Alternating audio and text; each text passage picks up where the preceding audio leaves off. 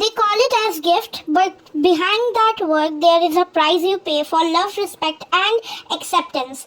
The marriage nowadays looks like a transaction. Every year thousands of families drawn in loans just to satisfy this one word, dowry. Sometimes the marriage ends before it even begins. Sometimes the bride does. We also don't object. Instead, we teach our daughters to adjust. 2023 से 2024 की अगर हम report देखें NCRB और NCW की, तो 15,480 cases ऐसे हैं 2023 के, और 6,150 लोग ऐसे हैं जिन्होंने डाउरी की वजह से अपनी जान ली है। डेथ केसेस फाइल हुए हैं। 4,380 कंप्लेंट्स 2024 में फाइल किए गए हैं डाउरी के अगेंस्ट। 290 कंप्लेन फाइल किए गए हैं डाउरी के डेथ रिपोर्ट में।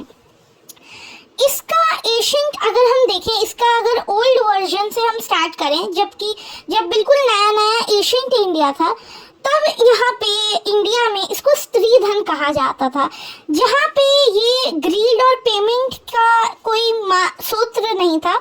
इसको स्त्री धन इसलिए कहा जाता था क्योंकि ये लड़कियों को गिफ्ट मिलता था अपने घर वालों की तरफ से। गोल्ड, क्लोथ्स, लैंड या कोई भी ज़रूरतमंद चीज़ दी जाती थी उन लड़कियों को, ताकि वो फाइनेंशियली इंडिपेंडेंट रहें और उनके पास एक सिक्योरिटी हो अपनी नई लाइफ को स्टार्ट करने के लिए।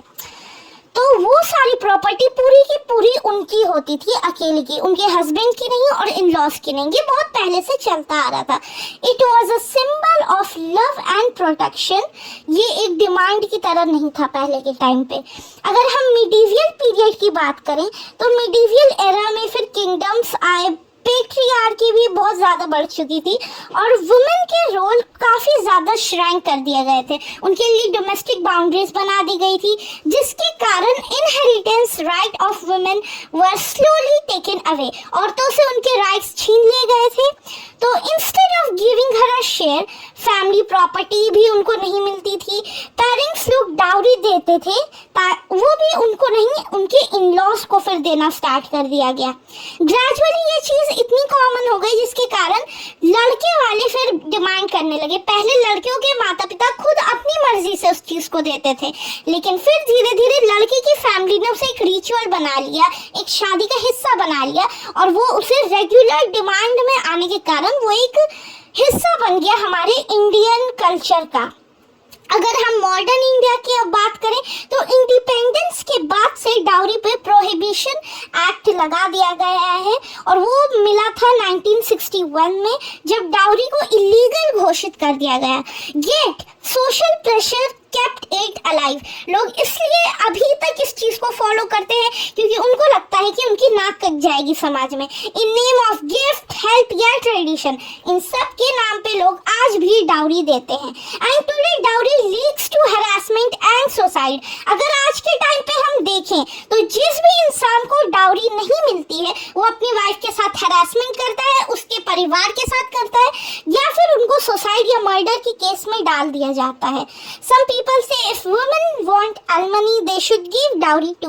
अगर औरतों को एलिमनी चाहिए तो उनको डाउरी भी देनी होगी, जबकि एक तरीके से अगर इसको देखा जाए तो एक क्राइम है और दूसरा एक लीगल राइट है, अगर हम इसको इस तरीके से देखें। और एलिमनी काफ़ी अलग टॉपिक हो जाएगा अगर देखा जाए तो। Dowry was never love, it was deal forced on women families. Alimony, it's a legal right for survival. ठीक है, marriage is not a business. We talk about equality but our words still sound like bargaining.